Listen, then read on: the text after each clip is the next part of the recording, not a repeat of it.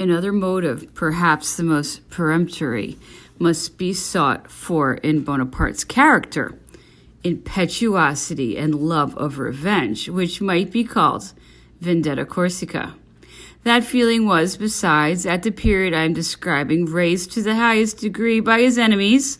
I heard him say a few days afterwards, "Let them throw all Europe on my shoulders. My part will then be to defend myself. Their attack is a legal one.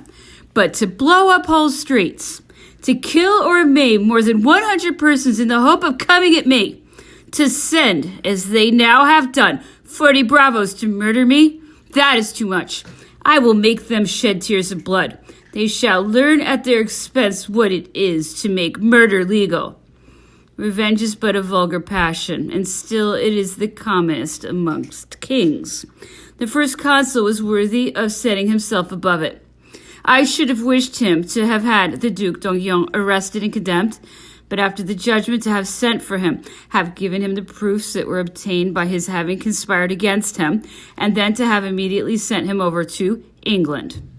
I am sure the prince's heart was too noble not to be moved by such an act of magnanimity. And if his family were destined one day to reign again, Bonaparte would not have found in him an enemy, nor in his own heart a reproach, which he was never able to silence.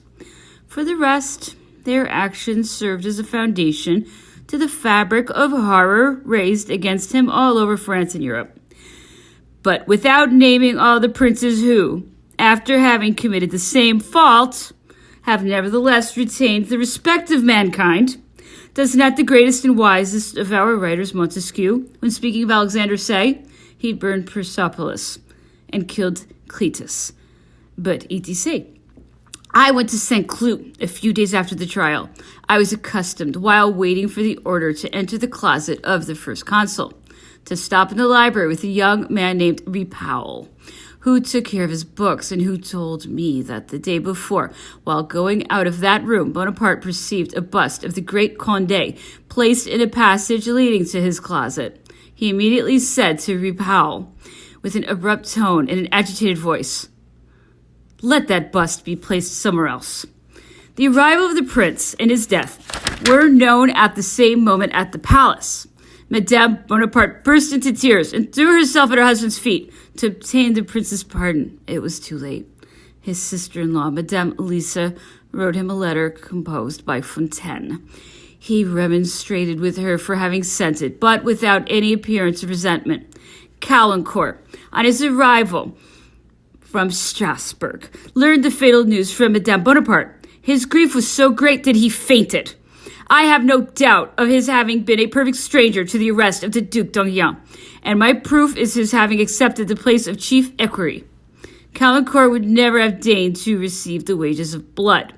His elevation was only owing to his merit and attachment to the first consul. This fatal coup d'etat had not yet ceased harassing Bonaparte's mind when it received another violent shock by the death of Pichegru. He had been arrested, examined, and confronted. The worthless behavior of the subalterns towards him and the total ruin of his hopes made him resolve to avert the horrors he had still to encounter by ridding himself of a life he had no more means of prolonging. Perhaps also he was urged to the act by the shame of having associated with such accomplices for the performance of such a crime. He was found dead in prison. It would be insulting, both Bonaparte and Pichegru, to imagine that one of the two could have taken the other's life in that manner. One must not seek to rob that energetic soul of the glory of having nobly escaped from the hands of his enemies. His retreat was that of a gallant warrior, and if all the particulars that have been published were not sufficient to exonerate Bonaparte from the suspicion of having murdered him, the character of Pichegru, well known to those who approached him, had left not the least doubt in their minds. The condemnations of the other prisoners created a general feeling of pity, particularly among the family of the first consul and those who were devoted to his person. Too much blood has already been spilled, and every person ought to obtain from the sovereign the pardon of some victim or other. Madame Bonaparte took upon her to save Monsieur de Rivière and the Polignacs. I accompanied to Saint-Cloud Madame Louis Bonaparte, Hortense, having by her side the daughter of Lavalette, the mother of the first consul, and Madame Joseph, the wife of General Murat, Caroline, and her two sisters undertook to solicit the pardon of the others. When I arrived at Saint-Cloud, the first consul, on perceiving me, said, "What are they doing in my wife's apartments? They are weeping, and she the most of all. It is a heartbreaking sight." I had found him agitated. His emotion grew more and more visible. He walked 2 or 3 times up and down the closet and said, "The wretches wanted to murder me. What a base act!" He then went out of the room. A little while afterwards, the sister of Monsieur de Rivière and the female relations of the Polignacs came in, led by Madame Bonaparte, and fell at his feet. He did not hesitate a moment, but immediately signed the pardon of Messieurs de Polignac and de Rivière. Georges had written to Murat a very noble letter in which he solicited not his own pardon, but those of his companions. The general read it to me with emotion. He offered, however, to be the first to throw himself on the English coast if life was granted to him. It was, he said, only changing the manner of his death, but in that way at least it would be useful to his country. His letter was read in a secret council.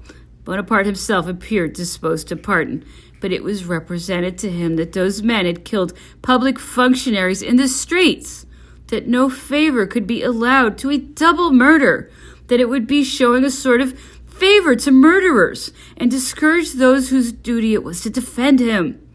That Georges, an obscure man in his own party, was after all nothing but a leader of banditti, famous only for atrocious acts, and in one word, that if he were spared, nobody could with justice be punished. He was executed with 9 of his accomplices, and the mob, according to their custom, went to see the tragedy performed, and to seek emotions at the sight of the violent death of individuals who had attempted to recall the Bourbons. This conspiracy made the first consul sensible that he ought to hasten his ascent to the throne. It was the secret wish of all those whose ambition looked for favors which a republic was unable to bestow. To Bonaparte it offered not alone protection, but also an extent of power, of which he felt the want for the execution of his great design. Besides that, it was the only means of reconciling to his government the sovereigns of Europe who trembled at the thought of a republic.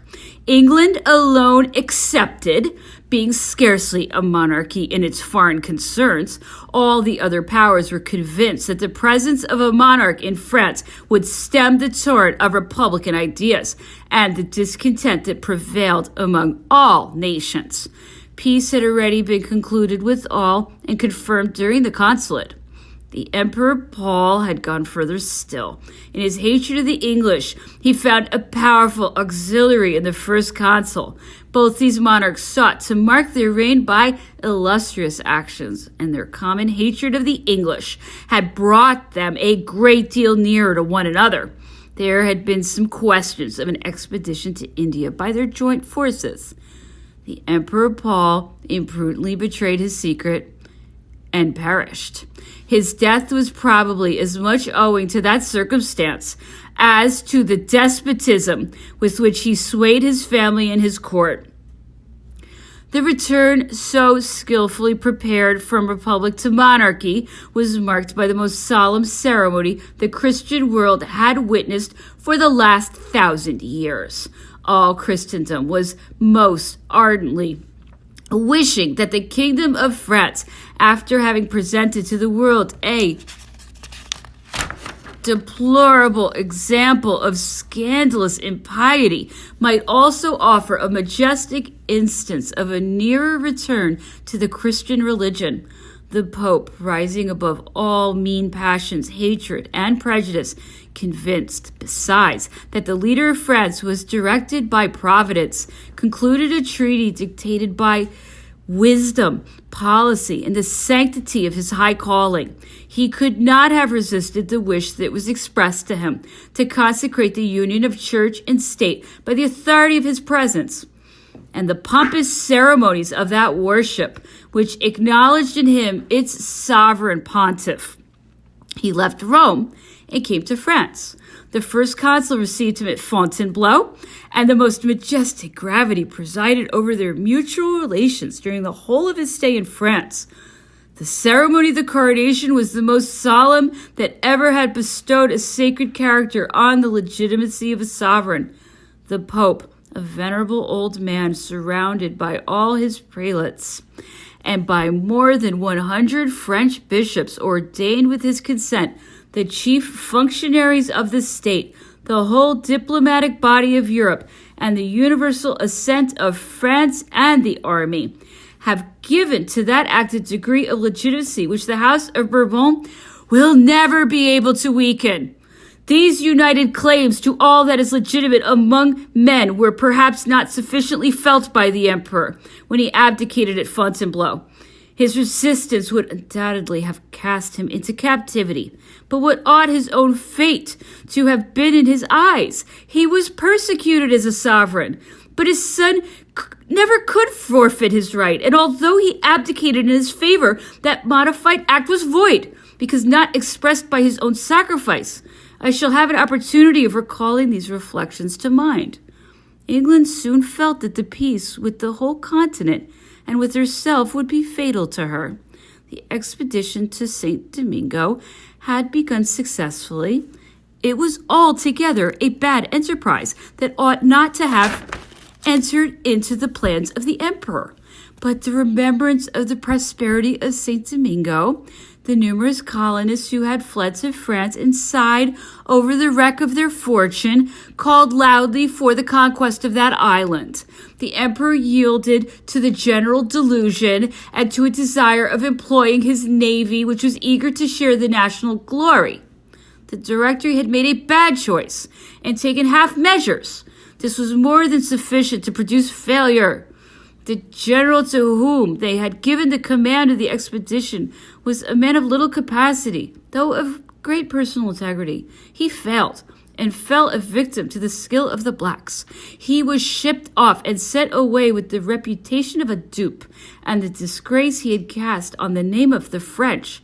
The general to whom the emperor entrusted the second expedition had more sense and talent than his predecessor, but like him, he had to contend with a destructive climate and a power augmented by first success. It must also be acknowledged that liberty, with all its advantages, its energy, and its hopes, had given to the Negroes, already organized and proud of their former victory, a degree of strength and skill over which it was no longer possible to triumph.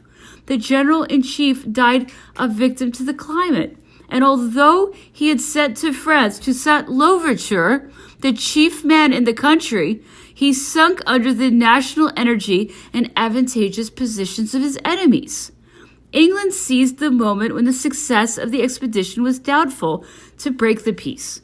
Mr. Pitt, accustomed to trample on the most sacred rights and conventions, began the war without declaration, captured trading vessels, ruined merchants, and set the continent again on fire. Russia and Austria united and took up arms again. The emperor left the shores of the Atlantic for Austria and made the Admiral campaign, which terminated with the Battle of Austerlitz. It was then that I adopted for the first time on a large scale the system of expresses the emperor had commanded me to organize, and the invention of which was his. He had felt the inconvenience of letting a single man cross such a vast extent of country. More than once the couriers, oppressed with fatigue or badly mounted, did not, by their speed, satisfy his impatience. He did not like either to put in the hands of a single man papers, the speedy reception of which might have a serious and sometimes decisive influence over the most important events. Consequently, by his orders, I organized the express service, which consisted in sending by the postilions of each stage the cabinet dispatches shut up in a portfolio of which he and I each had a key. When a postilion arrived at a stage, he delivered to the next one a little book on which the name of all the stages was inscribed, in which the hour of the arrival and departure of the dispatches was to be mentioned. Fines and severe punishment were inflicted for the loss of the little book, or for any negligence of the postmaster in setting down the hour of the arrival and departure of the dispatches. I had a great deal of trouble in obtaining a due execution of those forms, but by means of an active and constant superintendence, I succeeded at last, and the service continued during 11 years with most wonderful success. I was enabled to account exactly for a day's delay on a space of 400 leagues. The express departed and arrived every day from and to Paris, Naples, Milan, the mouths of the Caulaincourt, Madrid, Lisbon, and at a later period also Tilsit, Vienna, Petersburg, and Amsterdam. This plan, besides, ensured considerable economy. The couriers used to cost 7 francs and a half per post, whereas the expresses were no more than 3 francs. The emperor received on the 8th day the answers to the letters he addressed to Milan, and on the 15th to those of Naples. This service was very useful to him, and I may say without vanity that it proved one of the elements of his success. The campaign began by the affair of Ulm, which came like a thunderbolt. Russia was dismayed and hastened to hide her hostile projects. Austerlitz forced Austria to bend the knee, and the astonished Russians to fall back. The following year, Prussia was defeated in the Battle of Jena and added a fresh proof to 1,000 others that absolute monarchy is nothing if its leader be not the most skillful man in the nation. This event was also a proof that Prussia is not a strong nation. Its sovereign, dismayed by the loss of one battle, sought an auxiliary in the most distant north, while its army, which still contained pupils of Frederick the Great, had lost all its old energy and even the enthusiasm of its former glory. One day it fought, and the next it was nothing more than a mass of men without discipline or energy. One only saved the honor of the monarchy and preserved some sparks of the same fire that influences all hearts. This was not done by a prince of the House of Prussia, but by Blucher. And his march towards Lübeck, with his noble defense, gave the Prussians a great lesson of courage in adversity, the most important and most useful lesson men and nations can receive. These 2 years' triumph did not inspire the emperor with an idea of conquering Europe to become her master or her president. It was his genius and his character that developed the idea, for those great conquerors of the world are all cast in the same mold. Everywhere they must be first or perish. He had spent 4 years in his consulate discussing the civil code, an edifice which has already been shaken in one of its most important parts, but which will never be destroyed as long as the love of our country and a taste for civilization shall preside over our destinies. In the interval from his second war to his last, he busied himself with the interior administration. Some disorder, occasioned more by want of experience than by dishonesty, had arisen during his absence. On his return, he displaced some persons, rectified some of his choices, and gave to the general administration a lively, though steady impulse. His astonishing memory made him master of all things, not only in their ensemble, but also in their most minute details. The consequence of this was that his conversation was extremely perplexing for men who were not perfectly acquainted with the subjects they were to demonstrate. It was his constant application to all sorts of affairs and his excellent method of classing them in his mind that enabled him to carry his success so far. It has frequently happened to me to be less sure than he was of the distance of places and of a number of particulars in my department, which he knew well enough to correct. Monsieur de Talleyrand told me that as he was one day traveling with him from Bologna to Paris, a short time after the army had left the court for the banks of the Rhine, the emperor met a detachment of soldiers going to join their corps, which they did not know where to find. Having acquired the number of their regiment, he immediately calculated the day of their departure and the road they had taken and said to them, You will find your battalion at such a place. The army was at that time 200,000 men strong. The admirable order in which he arranged his ideas and his prodigious memory made him as much beloved by the soldiers as respected by the officers of the army. Everyone knew he never forgot the name of a brave man, and that it was always sufficient to recall to his memory some brave action to ensure its recompense. And whenever he promised anything, he always kept his word. I now proceed to the campaign of 1809. The success of the Wagram campaign had a considerable influence over the destinies of France. Not so much, however, because peace was once more ensured to the continent, as on account of the alliance between the two crowns. The first proposals of the marriage of the emperor with the Archduchess Maria Louisa were made at Vienna with Prince Metternich, notwithstanding the exertions of a considerable party that would not listen to such an alliance. I first suspected what was going forward through a singular circumstance. The emperor did not well know how to divorce a woman who was so deserving of his love and whose adorable qualities had made her an object almost of worship in the eyes of the French. He would not have been sorry to have seen others set an example which might make some impressions on the public and render the matter less difficult to him. At least, I have always thought so. Marshal Blank came to see me the day after his arrival. We were friends of long standing. He placed in me an unbounded confidence, and he spoke to me of his wife with great discontent. I had always thought him jealous, and I believe he did not do his wife justice. In our conversations, he even went so far as to say he could not live any longer with her. And he repeated to me what the emperor had said to him at Vienna. Napoleon affected to pity the marshal's domestic vexations and observed that the best thing he could do would be to end them by a divorce. You will never have any children by her, he added, and still you ought to wish that a name like the one you bear will not be lost. Divorce her, and then you may choose among the most illustrious families of France a consort who will give you successors to your rank and titles. The marshal, when he mentioned the fact to me and asked my advice, was as far as myself from suspecting the secret motive of the emperor's words. I had not the least doubt of his wife's virtue. She possessed many amiable qualities and brought him a considerable fortune. I advised him not to take a step he might perhaps long regret. He followed my advice, and I believe he acted wisely.